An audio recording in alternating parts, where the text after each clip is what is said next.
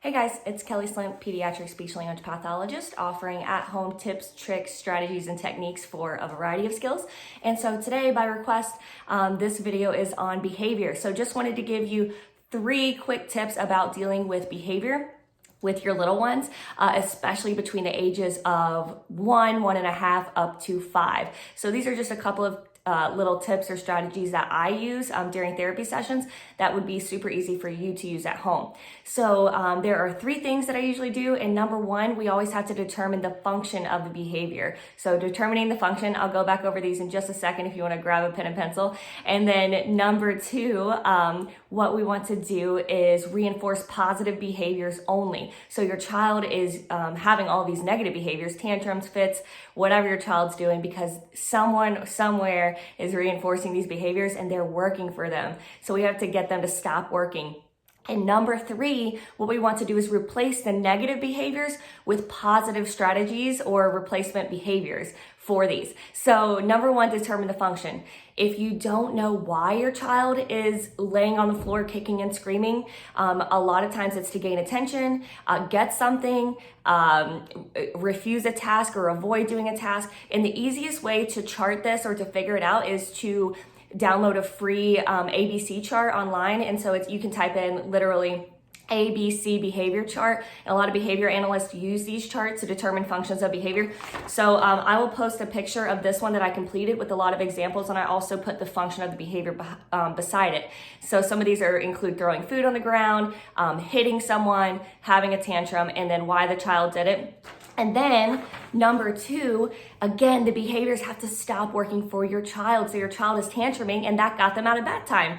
Your child is hitting brother and then brother had to share the toy. And so even if you're, punishing them or saying like, stop doing that, which is another tip, is tell them what you want them to do instead of always saying, don't jump on the couch, stop jumping on the couch. Maybe say, oh, we sit on the couch, and tell them what you want them to do. Okay. And so if your child is flailing in the kitchen and they want something out of the cabinet, and then you come over there and you say, oh, did you want this? Do you want this? Do you want this? Like, stop yelling.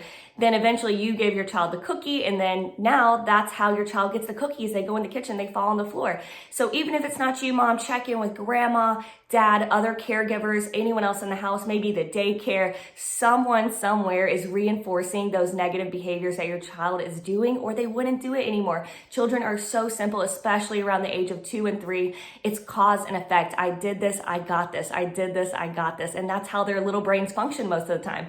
And so number 3, what we want to do is offer a replacement strategy. So how do we do that? So Johnny's done with his cup. So I have like a little water bottle right here. And as soon as he's done with his drink, he throws it on the ground. It literally just busts it open. Okay, so he throws it on the ground. And so every time you pick up the cup and you say, don't throw your cup on the ground, what I want you to do is hand over hand, help Johnny put his cup in the sink. And you say, cup in sink, yay! And then reinforce it immediately. Give him that attention, give him positive praise, give him a cookie, give him a Skittle, whatever it is. And then he correlates putting his cup in the sink, which is a positive thing that you want him to do instead of throwing on the floor, with a positive reinforcement. And so it's all about the reinforcement schedule. It needs to be whatever motivates your child, and then you need to offer them that replacement strategy. So again, your child doesn't want the food on their plate, they throw it on the ground. What we want to do is, okay, dinner's all done, and we want to clean up the dinner and then the child correlates, I threw my dinner on the ground, mom took the dinner away. I threw my toys on the ground whenever I was mad. Mom put my toy on the kitchen sink, or on top of the kitchen fridge.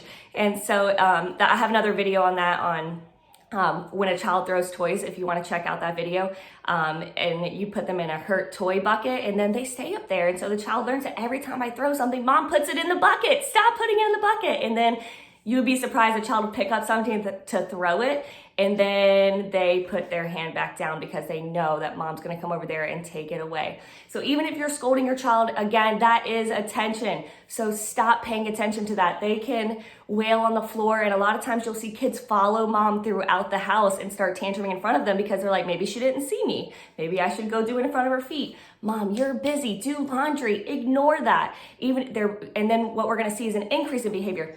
So we have all of their behaviors are not working. So the kicking didn't work, the screaming didn't work, I hit something that didn't work, I threw everything off the table, it didn't work, I spit on the cat and it didn't work. Now I've gone through all of my tricks in the book and I'm very frustrated. And so once your child comes all the way down after all of those behaviors didn't work, and it's very important that we don't give in while the behaviors are still going up, after they come down, because they're seeing red, right? They're so mad. They're not even listening to you. There's no point in like getting onto them or talking to them or trying to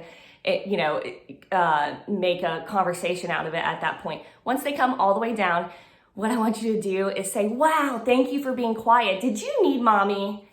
And give them attention for being quiet, or give them attention.